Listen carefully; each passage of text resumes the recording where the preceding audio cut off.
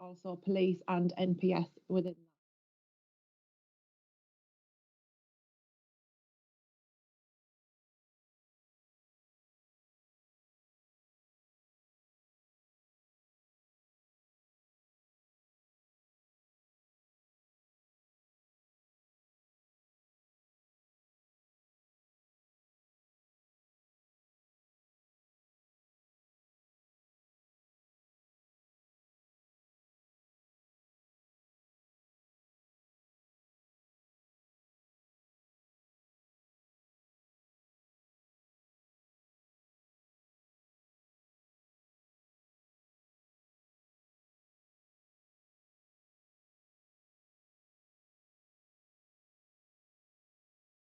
IWEM and what's come out of the reoffending group.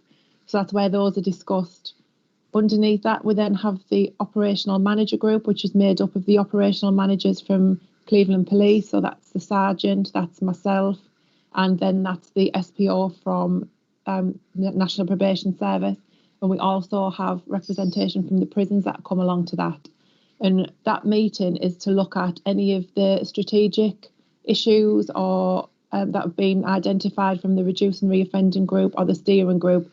Then we get together and we look at how we can implement those, which is then disseminated down into the operational teams, and those are discussed in the BRAG meeting. And it's just, we discuss there how we can change delivery, improve delivery. We look to identify any gaps in training or any gaps in need, and we look at how we can overcome them. And then that filters back up via the operational managers group up to the steering group, then that's taken back to the reduce and reoffending group. Currently, Cleveland IOM team is made up of Cleveland Police have an acting inspector, they've got an acting sergeant, there are 7 police officers across Cleveland, and there are 2 police staff within that team. Durham Tees Valley, we've got our head of Cleveland Probation Delivery Unit, Darren Redwell.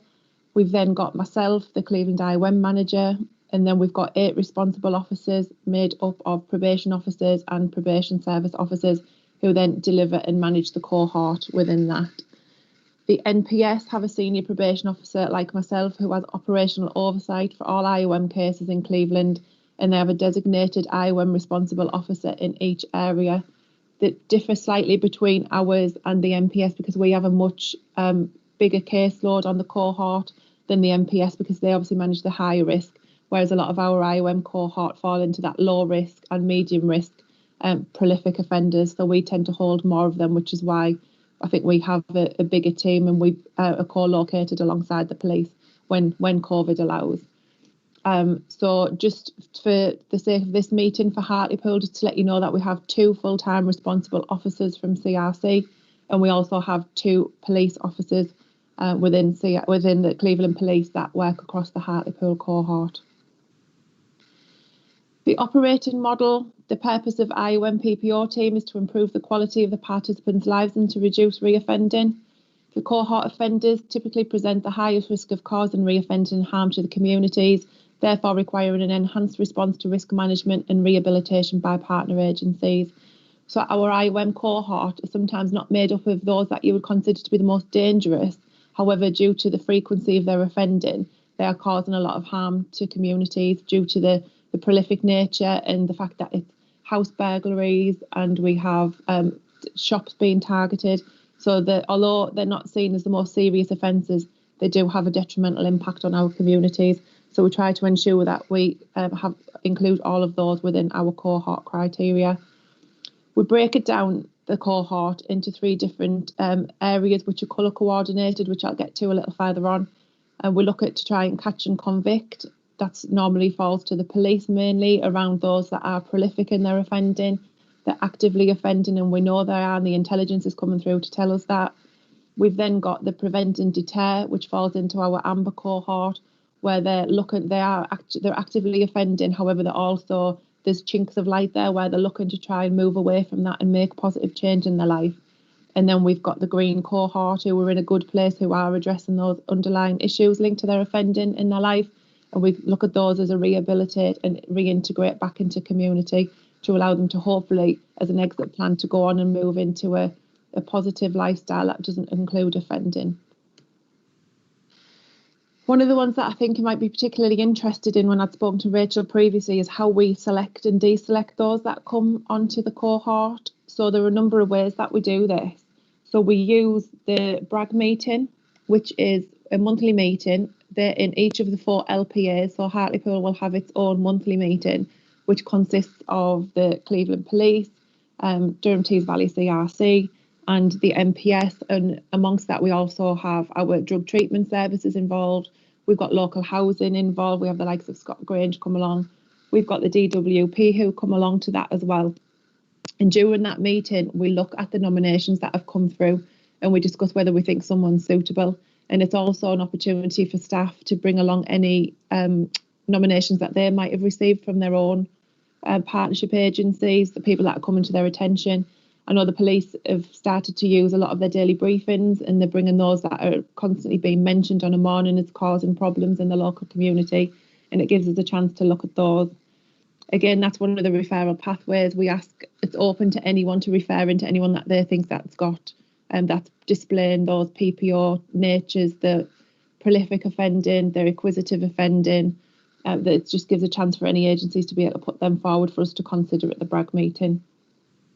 It's a partnership approach when we look at deciding whether someone's suitable or not, because it's not always that someone is suitable. It might be that they've done a serious crime, as in one burglary, but we like to see that there's a pattern of offending, and it's actually an entrenched pattern of offending that we can then get to grips with and look at working alongside them to try and address those underlying issues that are linked to their offending behaviour. But that saying, if we think someone's at the very beginning of their criminal career, as we call it, and there are indicators that this could escalate and spiral, we do have the capacity to use professional judgment where we can bring people onto the cohort. So we have had occasions where someone doesn't have that established previous pattern of offending. We've got some people on who have 100 convictions, whereas we've got people on who've got maybe 10 to 20, that we've got concerns that if we don't nip it in the bud early, they will go on to then have the 100 convictions. So we're trying to get hold of it and get a grip of it early on. So we've just realised that early intervention, rather than letting them get to that point, is something that we need to look at. I know that you're probably, for the purpose of this meeting again, interested in the Hartlepool cohort in particular. We do have 50 PPOs currently on the Hartlepool cohort, made up of a mixture of males and females. They are predominantly males that we've got with on the Hartlepool cohort. I can try and get some more figures a bit more specific for you to pass on later on, Pastor Rachel, maybe to be able to inform you a bit more. And at the moment, we're looking at a needs analysis within CRC. We've recently pulled a Cleveland-wide needs analysis on where the issues are that were coming out of our assessments for our cohort, to make sure that we've got the relevant resource in place to be able to address those issues.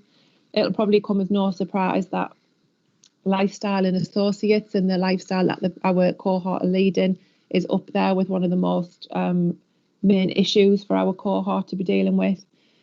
For males, drugs is up there as well. That's one of our highest scoring areas that we need to look at. And then on the flip side of that, females, their relationship scoring is a lot higher than males. So that type of thing is what we're looking at the moment. It's very much in its early stages, but that is something that we're looking at working towards and working with our partner agencies to make sure that we've got resources to address those.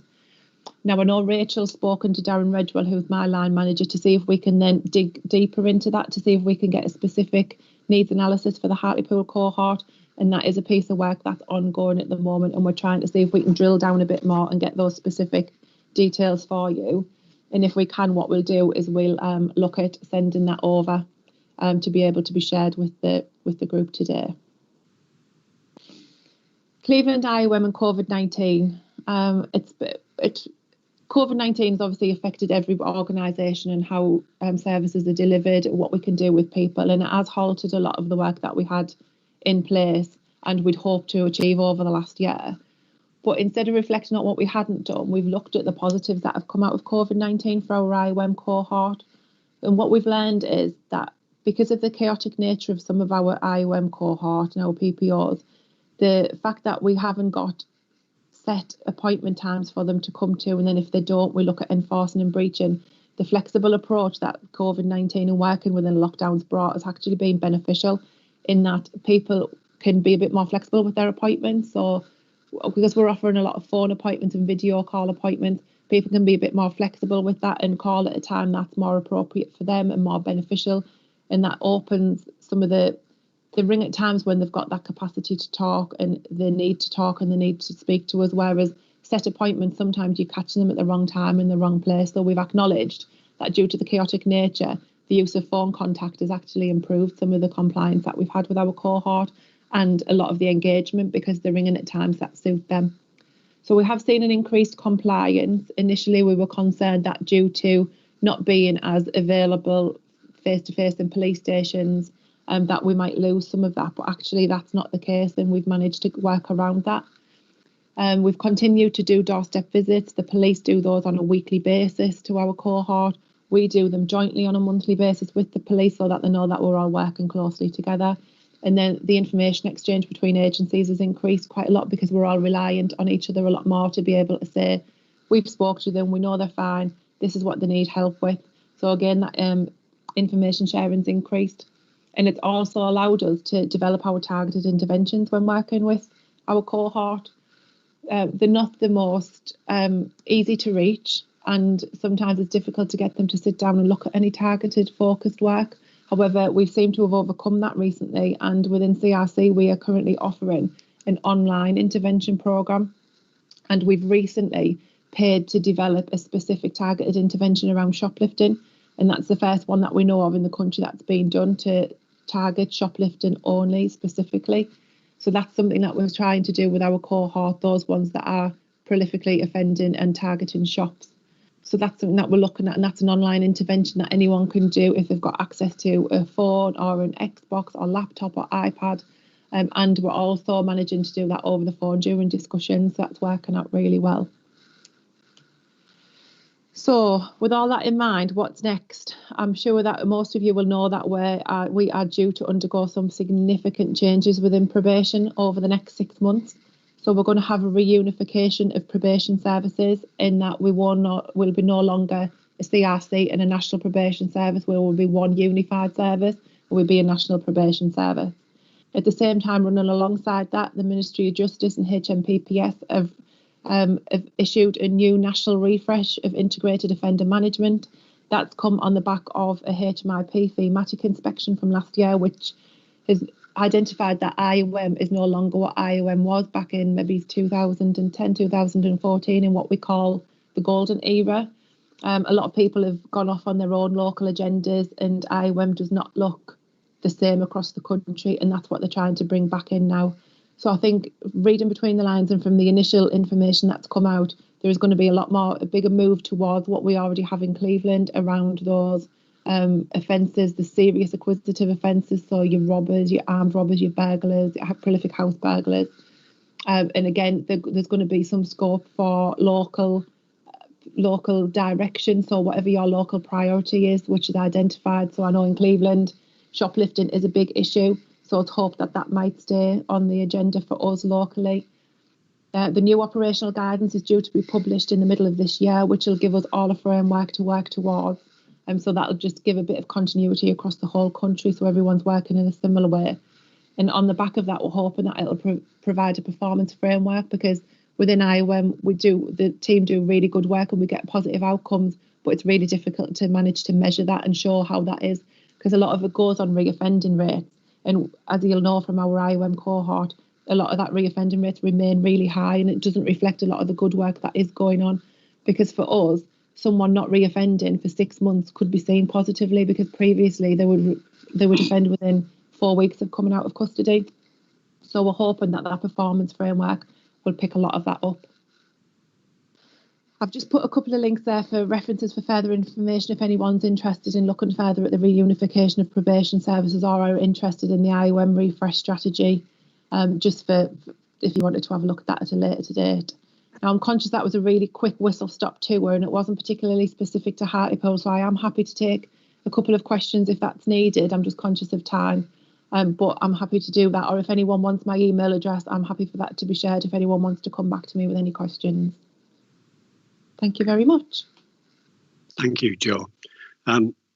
it's quite apt that you were here giving that presentation today. I think later on in the agenda we'll be looking at the strategic assessment for the partnership as well.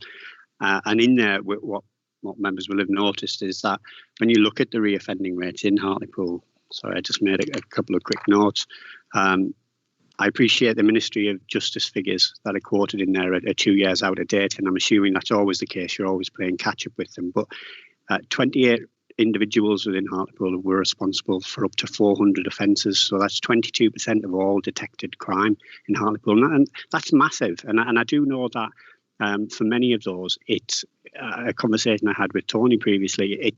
A lot of those can be linked to maybe 5 or 6 shops. And whilst they may be seen as minor offences to some people, they're clearly driving a lot of figures. They're clearly having a massive impact on a local area, especially if it's targeted at a specific set number of local shops. And I just wondered, since the figures were released for those last lot, given what you've just been describing and what you've been getting up to, do you think that when the new figures will be released, we'll have seen a positive outcome from it? I would like to hope so. I mean, it is still early days, and we know that shoplifting remains a significant issue in Hartlepool. So when I'd said about low level, it's we talk in seriousness. So although shoplifting doesn't, I accept that obviously it does have a massive impact, which I hope came across in the presentation. I think it's important that we look what we could do with, and what we have looked at is alongside Cleveland Police and with the OPCC, is to check that we've got those individuals on our cohort. Because I think originally there were concerns that we weren't targeting the right people and they were slipping through the net, because they were going to court and they were getting fines and they weren't actually coming through our system. So I think it's important that we go through and we check that we've actually got those individuals within our cohort. And that was something that Rachel and I had picked up previously. So I'm hoping since then that we have picked up some of those, which is again why we cast that net a bit wider to other agencies to bring in nominations for people, because it's not always that we're aware of those. And more recently, and I know Pete Graham's on the call, previously he'd mentioned the North East Retail Crime Partnership. So we've recently just made links with those and how they can work with us on IUM, because the shopping centres and the local retails go through those, and we know that they're picking up people that we might not necessarily be doing. So that's a link that I'm currently working on establishing now to make sure that their cohort of people also cross-reference with ours again, to make sure that we get those right people on and that the targeted intervention's in place. Great. Thank you, Joe. Pete? Chair, thank you. If I can just add, I'm actually the Force's Tactical Retail Crime Lead now, and we're doing lots of work in Hartlepool. We're trying to understand how we can better sum up all of the offences that take place.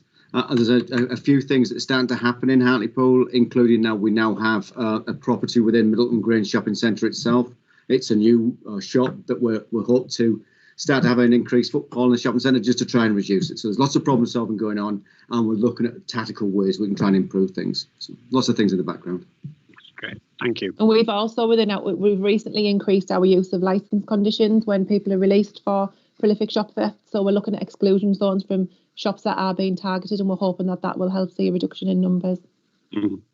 Thanks. As I say, I know these are low-level crimes, but often as we know, it means there's something else going on in the background as well. But ultimately, and I know we don't just chase numbers here, it's about the actual positive outcomes. But that's a large percentage of crimes and reoffending that are denting everybody's statistics, and it makes it look, and it makes a town like Hartlepool look a lot worse than it is. So it's reassuring to hear that.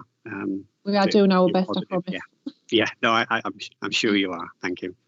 Are there any other questions or comments from members? No, doesn't look like it. Thank you, Joe. Thank you very much. No problem. Thank you for your time. I'm going to take leave now, if that's okay, because it's a Friday. It's a busy day for us. Okay. Thank you very much. Just for members, I'll just point out that this, we did lose on the stream, we lost the audio for a little while. So I do apologise to anybody who's actually watching or will be watching this watching this recording at a later date. We did lose audio for a little bit, but that has been re-established. Okay, item for consideration 5.1, antisocial behaviour action plan. Sylvia? No? Ian, thank you. Yes, thank you, Chair. Good morning, to all. This is to consider a matter that was first looked at by the partnership in September 2020. In September, the chair of the audit and the council's audit and governance committee presented a detailed report highlighting the findings of an investigation into antisocial behaviour in Hartlepool, and a large number of recommendations were put forward and were agreed at that time by this partnership. It was agreed that those recommendations would be transposed into an action plan for partners to then focus on and deliver. So attached to the report today, which hopefully everybody's got, attached as Appendix 2, is that action plan. And to put it very simply, the action plan looks to deliver those recommendations that this partnership has already accepted, and it identifies which agency is considered to be the most appropriate agency to deliver them. Sorry, somebody's ringing me. I hope you can't hear that.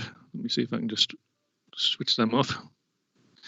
So if I could probably go straight to paragraph 3.5 in the report, which is for partners are asked to consider whether the action plan is correct, relevant and appropriate and achievable, and where applicable to them, that they are willing to assume responsibility for those issues that have been allocated to them and ensure appropriate resources and support is provided to achieve delivery. Chair, I think it's important for all the partners to totally buy into this. The Council's Audit and Governance Committee will be expecting updates to see how their investigation has been brought forward. And obviously we don't want to be marking down certain agencies as having taken responsibility for it when in fact they haven't accepted such responsibility. So the recommendation, Chair, is that all the partners approve the Antisocial Behaviour Action Plan, which is attached as Appendix 2, and where appropriate to them, that they accept the responsibility for delivering their parts. Thank you, Chair. Thank you, Ian. Yeah, and that's the crucial point in this, isn't it? That ultimately it will be down to individual organisations and partner organisations, who will be responsible and will be liable to answer questions in front of the Audit and Governance Committee should things not be taken forward as promised. Are there any questions or comments from members? Are you all happy as organisations as well to buy into this, and will you commit the resources and the time to do it? If you're all silent, I'll take that as yes, and you're really going to buy into it and you're going to keep your promise. Is that all right? Great stuff. Okay, so the recommendation is as set out in the report then. I've seen no dissent at this moment in time. So thank you. We'll take that in.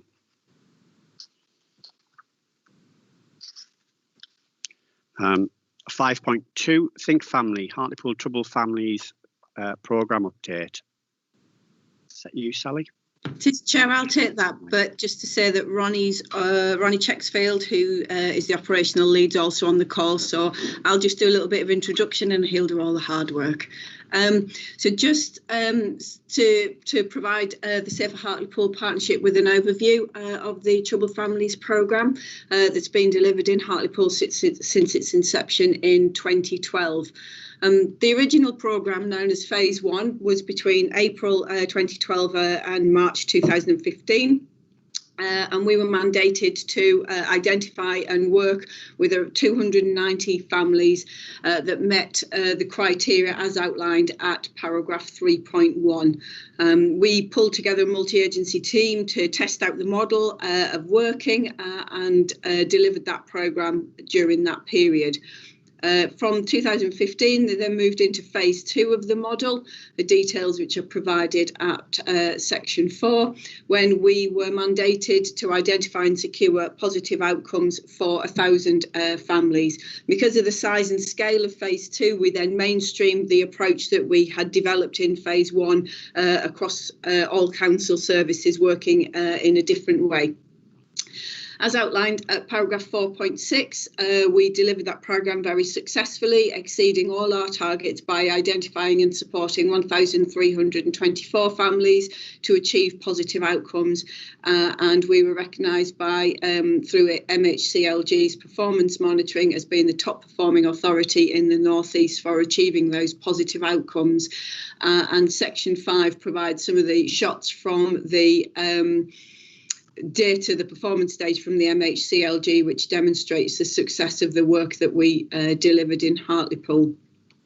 There was a third phase of the programme that was planned for April 2020, but various things prevented new approach being developed. So the MHCLG took the decision to extend the programme for 12 months with no changes, with an intention of starting phase 3 in April 2021.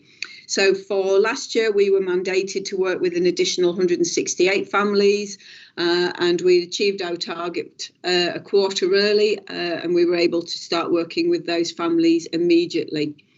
At the beginning of December last year, we'd achieved the target of supporting 168 families to achieve that positive outcomes. And so we, again, ahead of the curve in terms of completing the target set for us by MHCLG. Section 8 just provides some feedback from families who have been part of the programme and have worked with the partnership in order to deliver those improved outcomes, and the feedback that they've given us on how they found being participants in the programme. The recommendation for the Safer Hartlepool Partnership is to note the contents of the report, and that this report will also be going forward to the next meeting of the Audit and Governance Committee as part of an action arising from the action plan of their scrutiny investigation around antisocial behaviour. Before I come back to you, Chair, if I can just hand over to Ronnie to see if there's any comments that he would want to add to that before opening it up to any questions. Thanks, Sally. I think you've covered just about everything on there, to be perfectly honest. There's not a massive amount I can add to that. Everything's in the report that everybody's got sight of. The numbers that we've worked with over a considerable period of time have been excellent across the town. Engagement from families has been very good, and support across all services involved in the Troubled Families agenda and the programme has been spot on as well throughout. So I think really just open up to any questions if there is any, please. Great, thank you, Sally, Ronnie. I mean, to be honest, it makes good reading, doesn't it? It's nice to have some positive outcomes as well. And thank you, Sally, for adding in there the feedback from families as well. I think it is really important that we do get to see not just the numbers of how well we're doing, but actually from the family's point of view, if it's having a positive impact for them, which it clearly is. So thank you for getting that added. Are there any questions or comments from other members?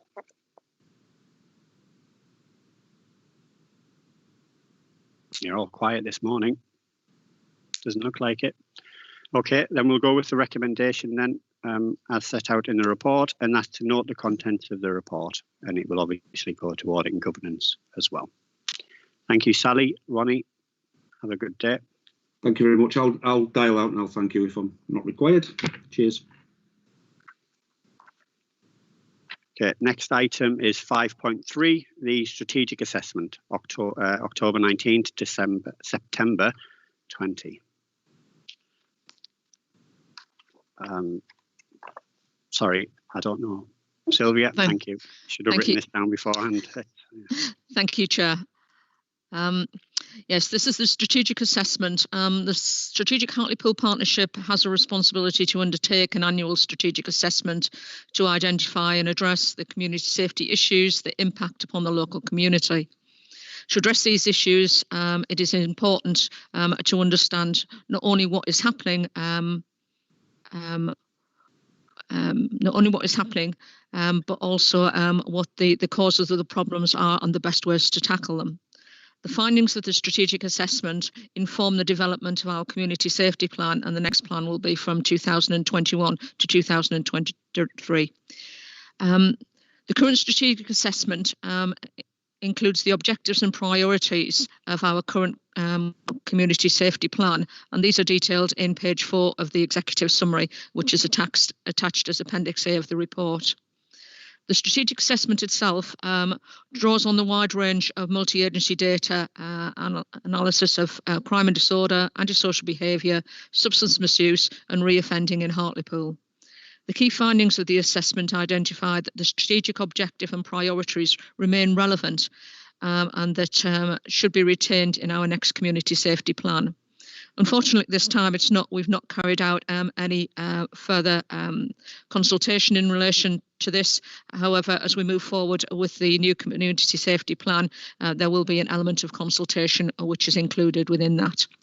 The recommendation is that members of the Safer Hartlepool Partnership are asked to discuss the content and key findings of the strategic assessment and consider any new or emerging priorities for inclusion within the next Safer Hartlepool Partnership Community Safety Plan. We're willing, obviously able to take any questions from members that they may have in relation to this report. Thank you. Thank you, Sylvia. And thank you to everybody who's been involved in pulling this together. It's the report this year. It's nice and easy to follow. I know some criticisms previously from reports such as this has been that they're not particularly laid out in an easy, understandable way, and I don't think that's the case this time around. So thank you for that. Are there any questions or comments from anybody else?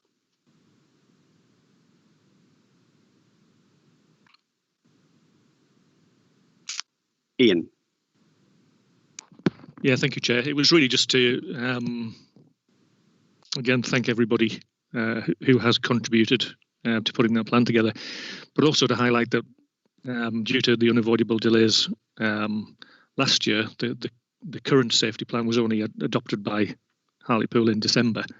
There hasn't been a significant change in any of the underlying factors that would require a change in the plan, and therefore I would say we can, if it's possible, we can consult as little as possible on this in order to try to get it in as soon as possible this year.